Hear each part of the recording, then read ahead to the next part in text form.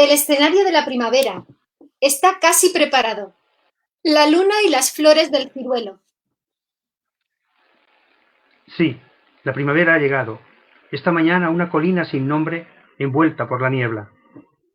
Un leve instante se retrasa sobre las flores el claro de luna. Por todas partes se precipitan las flores sobre el agua del lago. Brisa ligera, apenas tiembla la sombra de la glicina. El crisantemo blanco, el ojo no encuentra la menor impureza. Al olor del ciruelo surge el sol sobre el sendero de montaña. Con cada ráfaga de viento, la mariposa cambia de lugar en el sauce. El escenario de la primavera está casi preparado. La luna y las flores del ciruelo. Gemma, ¿qué es lo que estamos recitando? Pues buenas tardes a todos. Hoy es un día muy especial porque estamos recitando haikus. No sé muy bien si estamos habituados a escucharlos y es que se trata de unos breves versos que datan del siglo XVI y que proceden de Matsuo Baso, que es el autor considerado el padre de este género.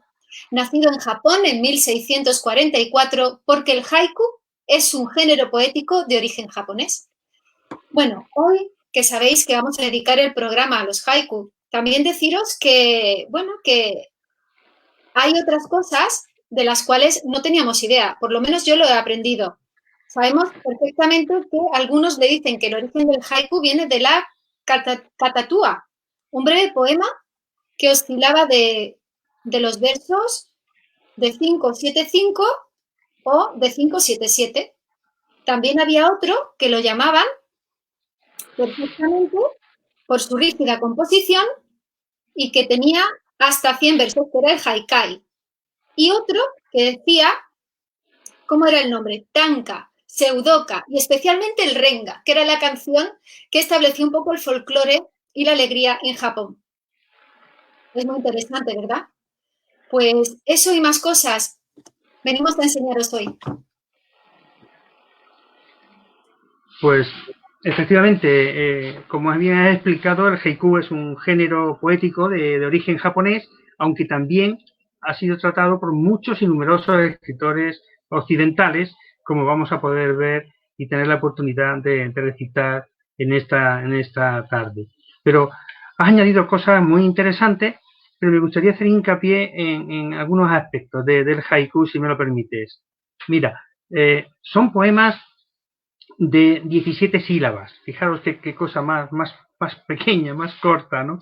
Distribuidas en 3 versos sin rima. Sin rima, esto es muy importante. El haiku no tiene rima.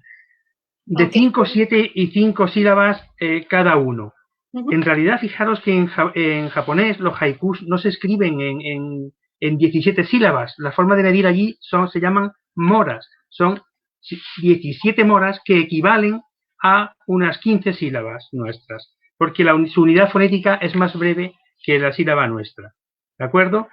No obstante, esa métrica pues no siempre se respeta y tiene mucha flexibilidad. Y entonces, pues es cierto que hay variaciones en vez de 5-7-5, de 6-7-6, 6-7-5, pero incluso hay autores, y lo vamos a ver en el autor este que he traído, Jack Kerouac, que por ejemplo, pues se pasa unas cuantas rimas de lo que está hecho el haiku. Y como tú has dicho, fíjate que has dicho una cosa muy importante, es el haiku, que se llamaba hoku, pertenecía a la renga, que era una composición más extensa, pero se fue independizando, fue tomando autonomía propia, valor propio, y entonces fue cuando ya se convirtió en haiku. Y ahora si quieres podemos también hablar un poco de la temática, Gemma, de Claro, evidentemente. la temática tradicional, vamos a referirnos.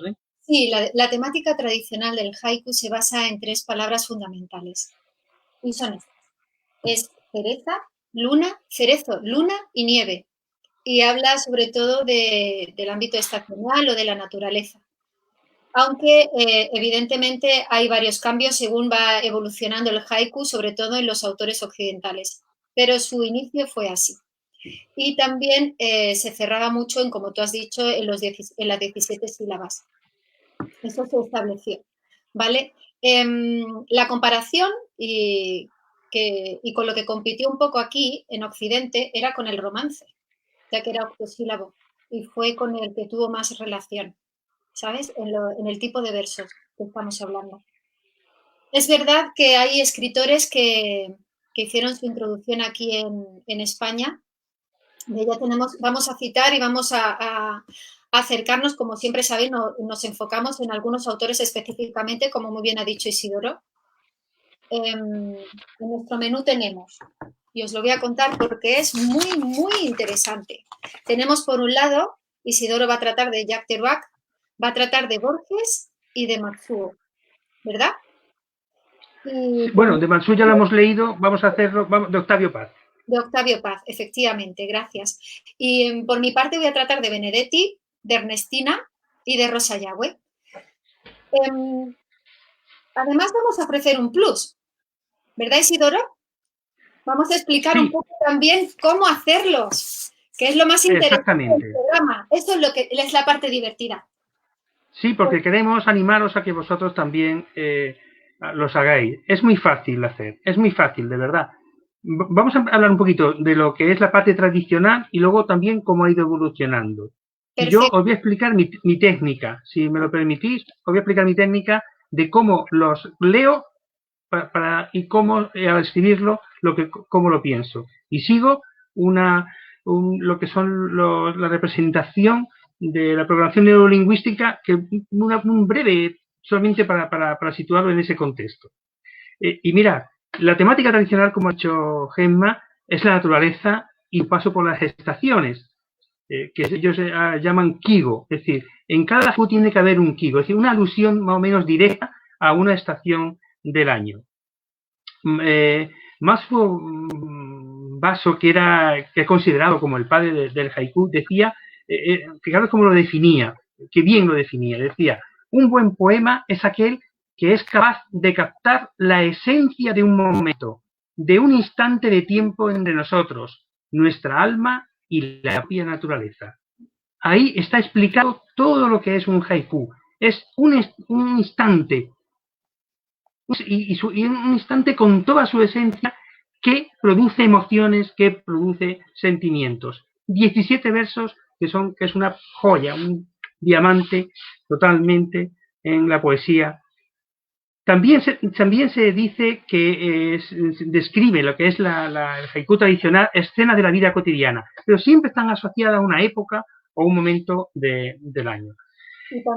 Y lo que es más importante a la hora de hacerlo, y es que se construye en base a dos imágenes o ideas que el autor quiere relacionar. Por ejemplo, he traído uno que espero no pisártelo, Gemma, de Benedetti, que dice así: pasan las nubes y el cielo queda limpio de toda culpa. Fijaros que los dos versos son como introductorios, los dos primeros versos son como introductorios, y el que remata, el que hace el cierre, es el tercero. Y además sorprende, porque fijaros, pasan las nubes y el cielo queda limpio, que parece ser que queda limpio de nubes, ¿entiendes? De toda culpa. Fijaros que se lo trae a otro terreno, ¿eh? ¿De acuerdo? Totalmente, totalmente. Y claro, pues se centra en destacar esa emoción, esa sensación, ese sentimiento, el cual establece, como tú muy bien has dicho, un momento culmen, ¿vale? Y lo expresa a través de ese silogismo sutil para luego rematarlo. A mí me gustaría destacar, sobre todo, ahora que vamos a empezar, a una escritora que me ha parecido que hay que hablar de ella porque ha sido una de las poetas sin sombrero, las sin sombrero, como las llamaban en la generación del 27, y era Ernestina. Ernestina, la verdad es que fue muy importante. Ernestina Champollion se llamaba, y nació en 1905 y murió en 1999. Fue una de las grandes gestoras de los haiku y tuvo una gran evolución. Lo que pasa que también tuvo muchos elementos que hicieron que se frenara su expansión o su notoriedad en este campo. ¿Vale? Sobre todo, mira, empezando porque hubo en ese momento, estuvo lo de la guerra por medio y tuvo que ser exiliada, también porque había mucho machismo y había autores que incluso de ser impuesto que no podían haber autoras reflejadas en sus libros. También porque era una autora, una persona muy comprometida en su momento y esto también la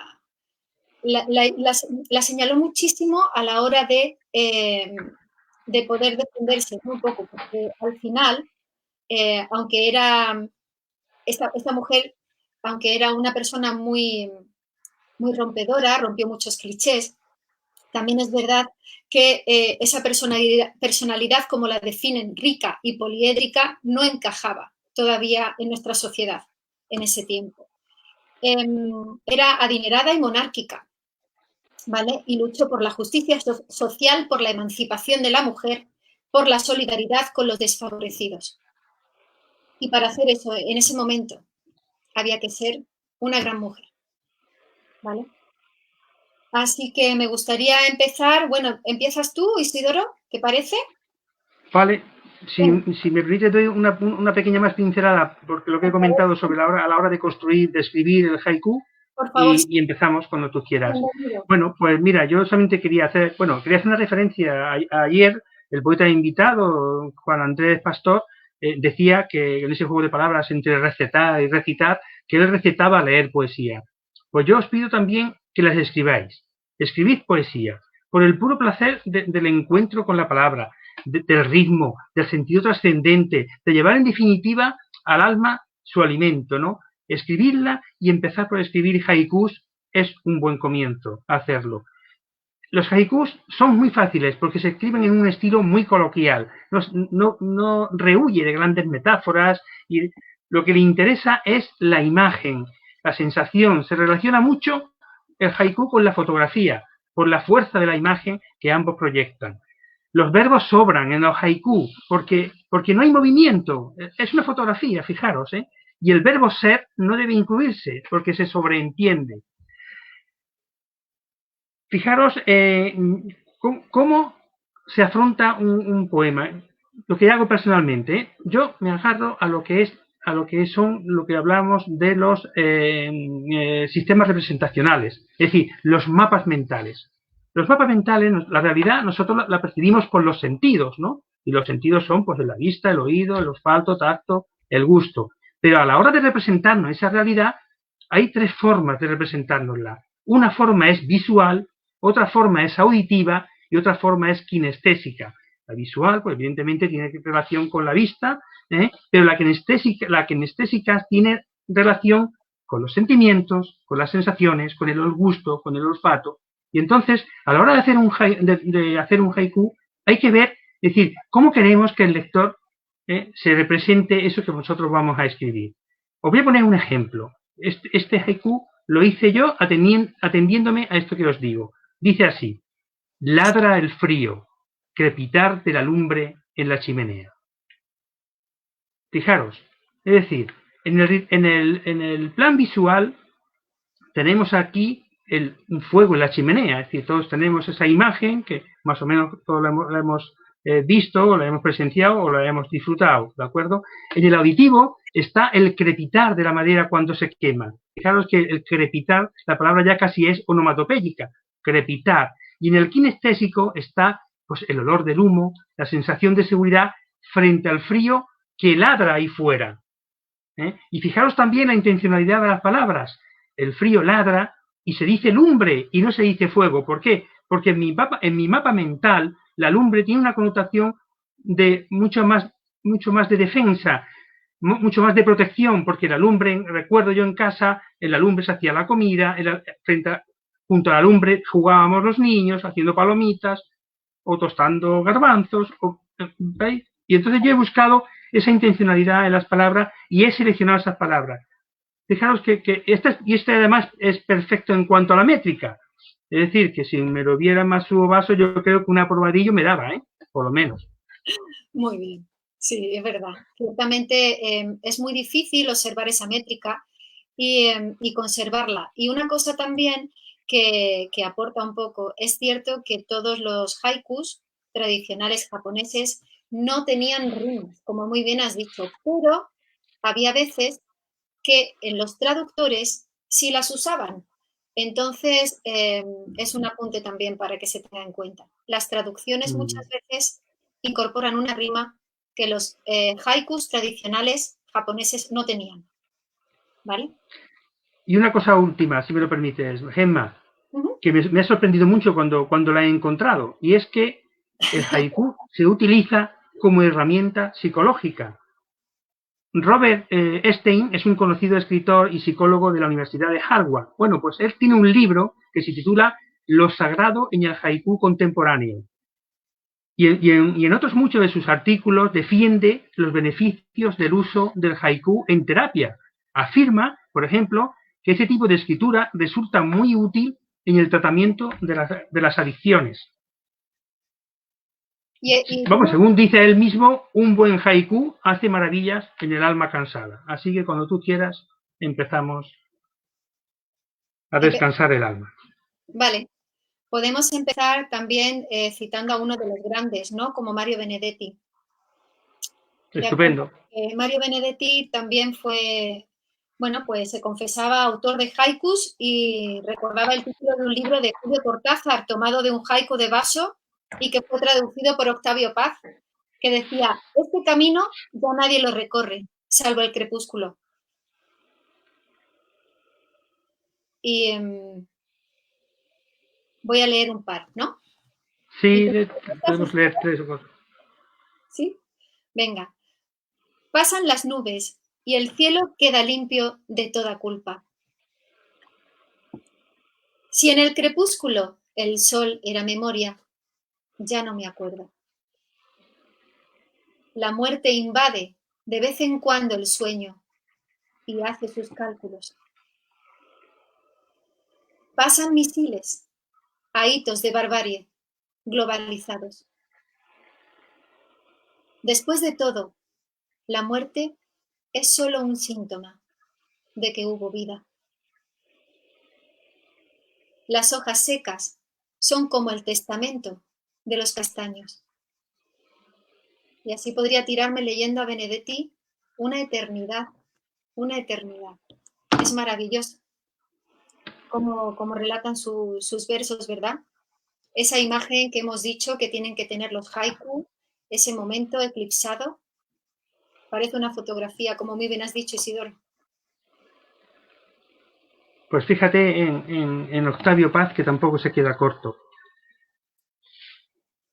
Hecho de aire, entre pinos y rocas, brota el poema. Sobre la arena, escritura de pájaros, memorias del viento. Fijaos en este haiku, no tiene ni un verbo, y fijaos la imagen. Sobre la arena, escritura de pájaros, memorias del viento. Noche de estío, el sol alto despierto, cierro los párpados. Lluvia de mayo, es hoja de papel el mundo entero. Para el mosquito, también la noche es larga, larga y sola. Maravilloso ver entre las rendijas la Vía Láctea. ¿Qué te ha parecido? Pues una gran profundidad lo que se llaman esos versos. Realmente a mí me han recordado ese tipo de mensajes en los que te tienes que quedar pensando y te invitan a releer. Así es.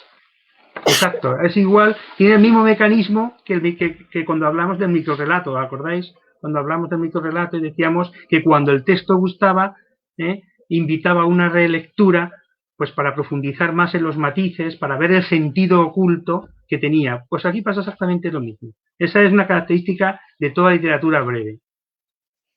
Bueno, a mí me gustaría rescatar algunos versos de Ernestina Champurcín, pero simplemente también haciendo ver que tuvo una época en su madurez en la cual el aspecto religioso cobró una gran importancia. Y esto de los haikus es algo serio, ya que si uno intenta componer un haiku y lo hace desde un miramiento un poco más sereno de lo que es la religión y lo que acomete. Queda un estilo un poco ñoño. Entonces, varios autores han concretado que realmente cuando se compone un haiku desde el aspecto religioso, los que son realmente potentes y poderosos son los que alcanzan ese aspecto místico. Y aquí ha compuesto Ernestina uno que me ha gustado mucho, que dice así: tú me quieres así, despojada de todo, sin lo mío y sin ti. Ese me ha gustado mucho. También ha habido otro que ya no refleja ese aspecto religioso, porque me gustaría captar un poco de toda su importancia. Y dice así: ¿qué pájaro más terco? Siempre con la misma nota, como yo cuando pido. Estos dos son los que he destacado de ella, porque, porque realmente su paso fue muy importante, no solo a nivel social, y también en el momento que ella regresó de estar exiliada, también hay que decir que perdió gran parte de la notoriedad porque llegó antes que el resto de los autores de la generación del 27, y cuando aquellos llegaron tuvo una gran repercusión mediática, pero como ella se adelantó, también se vio un poco acocopada, se vio un poco, y además no era una persona muy, muy locuaz, era bastante tímida, que también repercutió.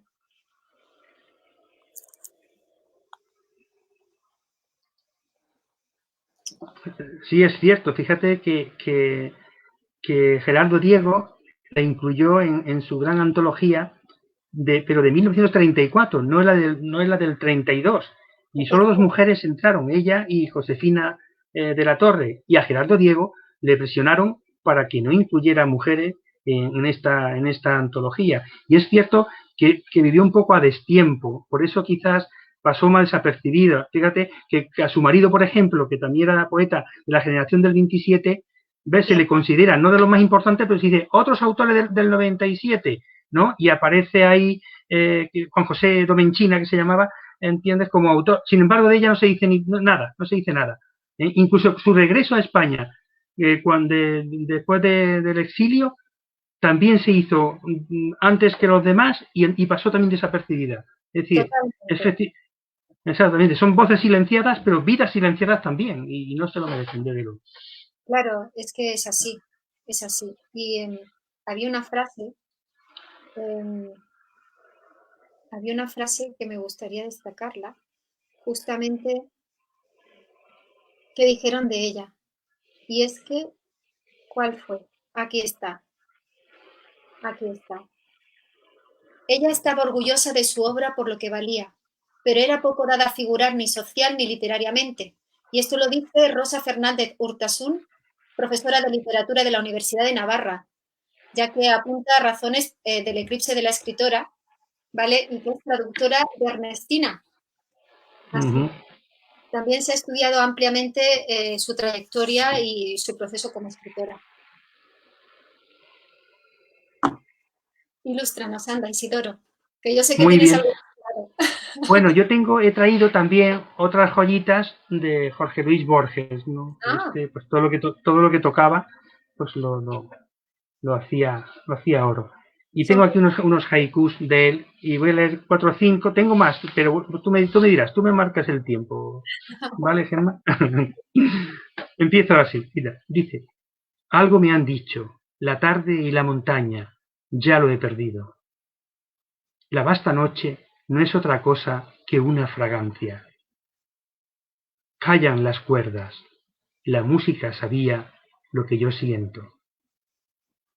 Hoy no me alegran los almendros del huerto, son tu recuerdo. Desde aquel día no he movido las piezas en el tablero. En el desierto acontece la aurora, alguien lo sabe. Y este que es muy bonito también, este me impactó mucho, ¿eh? Dice así: el hombre ha muerto, la barba no lo sabe, crecen las uñas. es precioso. y le da como corporeidad, ¿verdad? Esto de crece Sí, la sí, totalmente, totalmente, totalmente. Además es sentido. como la barba y las uñas son lo que crecen una vez que te has muerto, a mí la cosa, pues mira, te da esa imagen, esa impresión y Bueno, pues veréis, Rosa Yagüe, que es de Barcelona, es otra de las poetas que han cultivado el haiku, sobre todo en su reciente libro Momentos, ¿vale? Y ha publicado pues también algunos poemas en la revista Marejadas.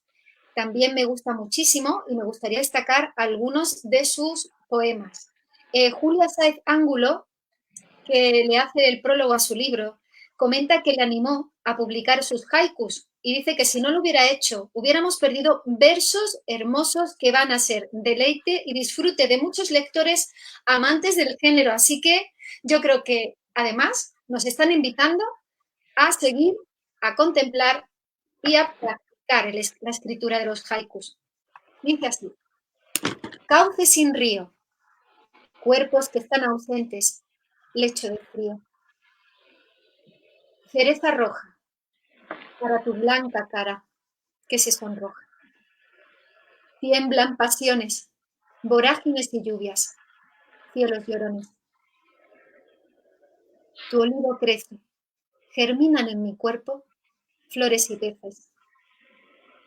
Mares inmensos, sobre la ardiente arena, cubriendo huecos. Y el último, sueños abstractos, hasta sentir tus manos sobre mis flancos. qué bonito. Qué bien. Aquí vemos la naturaleza, vemos los peces, vemos algo de la estación, vamos el lecho de frío, vemos también el cuerpo, ¿verdad? Lo que es sentir sus manos, lo humaniza totalmente. Tiene un carácter muy propio, muy personal. Rosa Yagüe. Muy bien.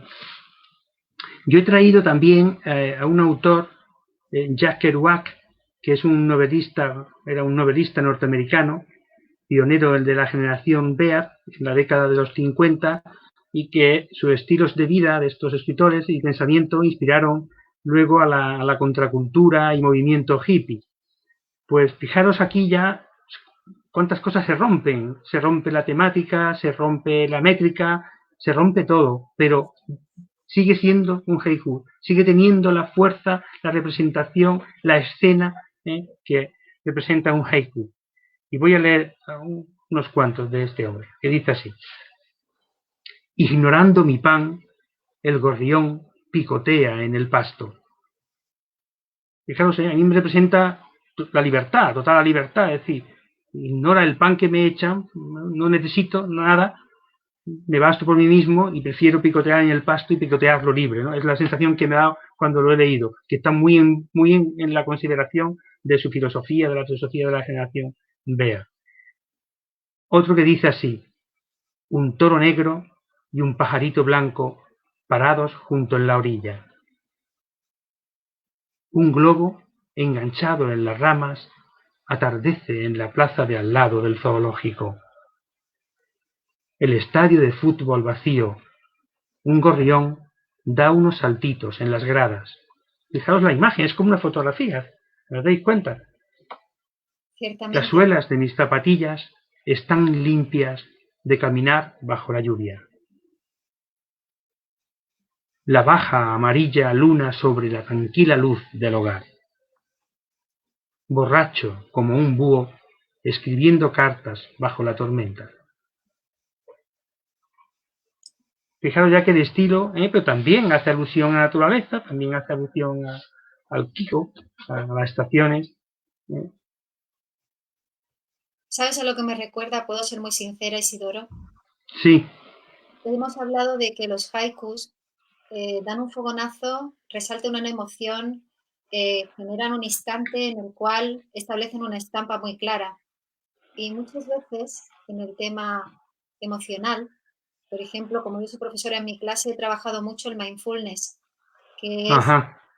sí, es la atención plena. Exacto.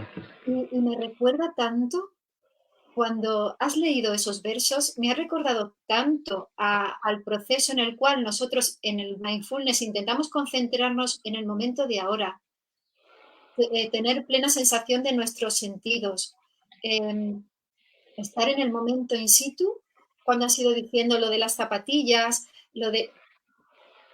realmente está muy conseguido. Me ha gustado mucho. Exacto. Y voy a creer entonces lo que habíamos hablado antes del haiku como herramienta psicológica, porque fíjate lo que decía Robert Stein, ¿no? Y claro, conociendo un poco la vida de Kerouac, pues ves un poquito cómo saca esas emociones en tres versos. Es así. ¿Te parece, Isidoro, que también compartamos algunos nuestros? Claro, porque yo no sé si invitaste a los amigos a que hicieran haiku, no sé si han hecho los deberes o no.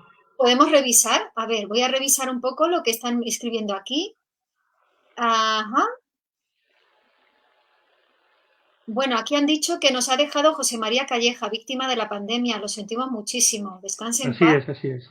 Por favor, qué pérdida. Sí, lo sentimos mucho. Pero no han dejado más. Yo creo que tenemos que seducirlos nosotros, Isidoro. Pues venga, pues nosotros hemos sido entonces más eficientes, hemos hecho los deberes, ¿eh? Bueno, yo voy a leer algunos inéditos, ¿vale? Que publicaré en el siguiente poemario, porque el primero ya va a salir dentro de poquito. Y se titula así, ¿vale? El primero se titula El esconjuradero. Sello el conjuro, nuestro amor y destino. Chilla mi nombre. Luego hay otro. ¿Vamos leyendo uno cada uno? Sí, por supuesto. Venga, estupendo. Pues venga. Luna olvidada. En el cielo infinito lloran los astros. Promesa de amor. Vereda que arde. Escribe nuestro nombre. Marca mi espacio. La noche duerme y en la calle se gritan viejos reproches. Este se llama Abandónate a mí. Y dice así. Muerde tu miedo. Rescata mi destino. Vuelve a mi abrazo. Del silencio de la nube baja una estatua de agua. Este se llama Sin escapatoria y dice así. Entre las manos. Salimos al encuentro de las caricias.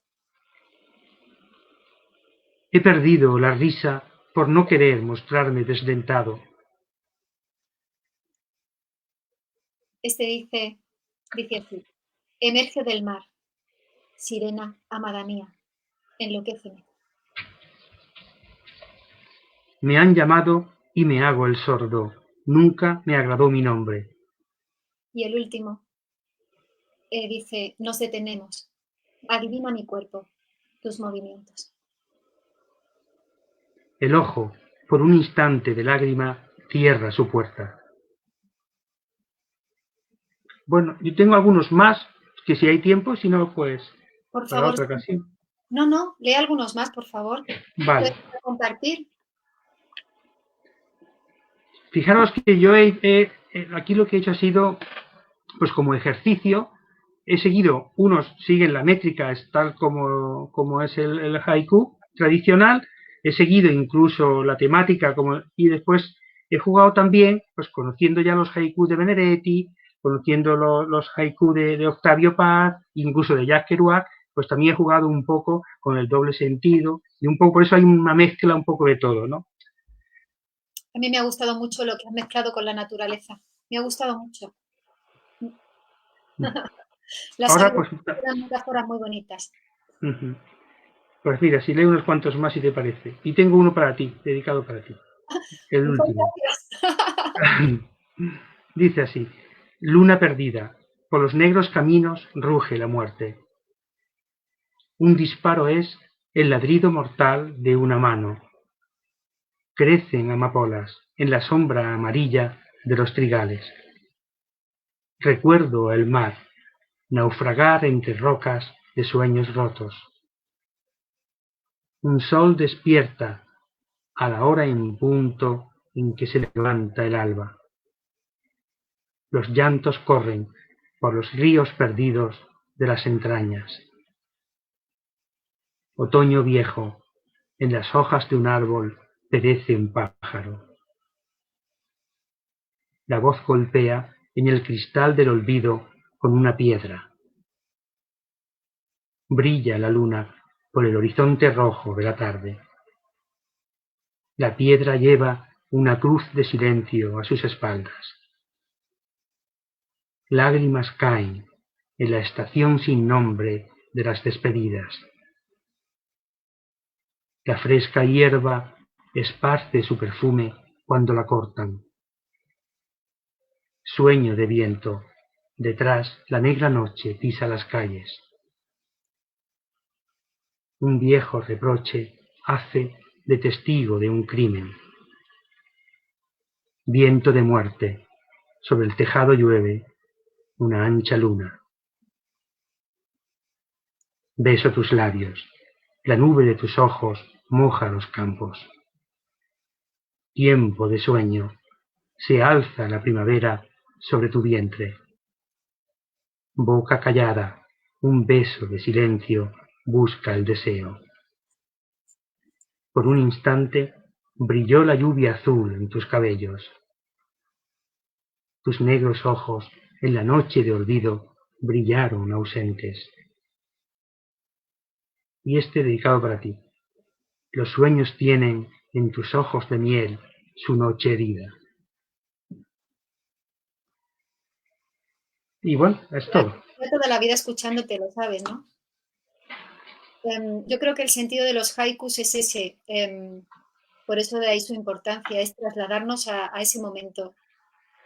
Y tengo que decir, y tengo que darte públicamente la enhorabuena, porque son maravillosos. Tienen una calidad excepcional. De verdad, invito a todos a que consigan tus haikus y yo voy a ser una de tus fans, que lo sepas. Muy bien, muchísimas gracias. Bueno, pues fíjate, Gemma, Dime. Dentro de la literatura breve ya nos queda por tocar los aforismos. Efectivamente. Y hemos tocado pues las tres patas de lo más importante de la literatura breve. Hemos tocado el microrrelato, hemos tocado la poesía con los haikus y tenemos que tocar ahora la filosofía con los aforismos. Genial. Pues yo creo que ese será para otro programa, ¿no? Pero... Sí, pero hay que invitar a la gente a que escriba. Yo quiero que la gente escriba microrrelatos, haikus y nos los mande y los podamos leer. Eso es necesario, sí. Sobre todo ahora que tenemos un poco más de tiempo. Hay que organizar. Eso es, exactamente. Y habéis visto que hacer un haiku pues no tiene mucha dificultad. ¿Puedo ponerte en entredicho un poco? Verás, si yo te pido, por favor, que hagas un haiku in situ, ¿se te podrían decir dos palabras y tú intentas montar uno? Ay, no me pongas esa prueba, que yo esa cosa me pongo muy nervioso, ¿eh? Todo lo que sea competir a mí me altera. No es una competición, no me dices ahí. Yo me refería a que, como es una composición breve, podemos hacerlo como si estuviéramos pensando para construir. Es decir, vamos a hacer un proceso, de forma que quien quiera participar y escribir haikus de aquí a que llegue el siguiente programa de los aforismos, pues puede también invitarse y picarse un poco.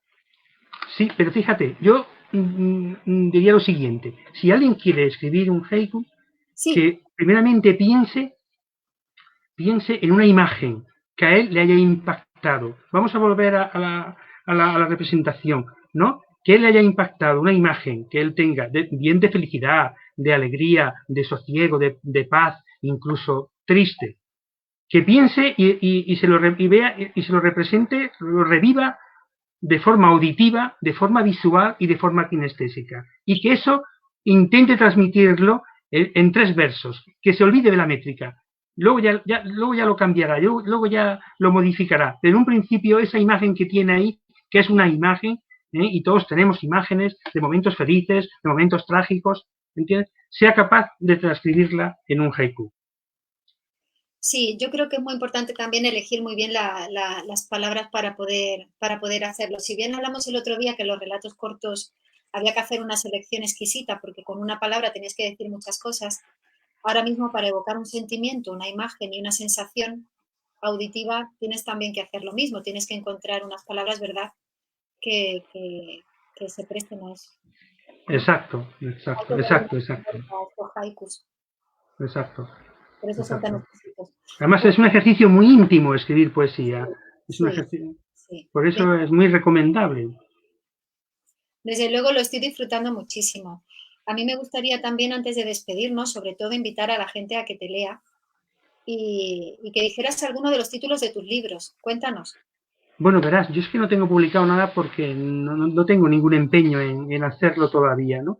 Entonces, pero sí está el blog La Palabra Frente al Espejo, que lo podéis mirar, vamos, poniéndolo en Google, sale perfectamente, y ahí sí podéis encontrar, pues ahí tengo haikus, hay relatos cortos, hay poesía, y entonces ahí sí que están bajo títulos que podrían ser en un futuro libros, si me atreviera a publicarlos, y ahí está, por ejemplo, pues que también creo que es interesante tocar algún día la poesía intimista, porque hay muy buenos autores de poesía intimista. Ahí tengo, por ejemplo, pues Silencio del subsuelo, que es poesía intimista, Rosa de ausencias, que es se debate entre el amor y el desamor, y también hay poesía infantil, hay 20 poemas para 4 estaciones, pues si tenéis críos, perfecto. Sobre este trabajo, por ejemplo, en la escuela han hecho unos buena programación didáctica, siguiendo los poemas, porque bueno, un poco ahí se trabaja en valores, se trabaja en... Y después también, pues hay, hay también relatos, y luego, por ejemplo, hay también historias. Dije que hay una historia que se titula El Hotel, que está basada en un hecho real, porque me ocurrió a mí una parte de esa historia y eso está terminada allí, además, ¿vale? Y luego está El Diario de las Nubes, que hay unos cuantos capítulos para ver si al que le guste un poco así también un poco la filosofía y la introspección, pues ahí se presenta un personaje así en ese sentido. Y luego también hay pues una accidentada historia de amor que también es un poco de risa y hecho también con las claves de lo que es capitulitos muy breves, lo que es la literatura breve, ¿no? Un poco como si fueran pues un Twitter, ¿no? Un mensaje de Twitter o algo así, ¿no? Pero que sigue también un hilo y no sé si Sí, yo les creo gustará. seguramente que sí, la verdad. Y me gustaría, pues eso, desear a todo el mundo que nos está viendo y escuchando, darles un fuerte abrazo, darles esperanza y alegría, y que este tipo de actividades, los haiku, ya hemos visto que vienen muy bien para focalizar, para tener una atención plena, para expresar sentimientos, para jugar, que también es importante, para disfrutar de la poesía, y esperamos que os unáis en los próximos programas. Os doy un fuerte abrazo y un beso, y Isidoro, lo que desees. Pues muchas gracias a ti, muchas gracias a todos por la atención y nada, animarles a que escriban y animarles a que den ese paso porque lo van a agradecer independientemente, no se preocupen por la calidad sino solamente por expresar sentimientos que al final la técnica se va depurando y se va consiguiendo con la práctica, evidentemente. Vale. Pues un abrazo fuerte a todos, ¿vale? Hasta pronto. Muchas gracias. Hasta otra.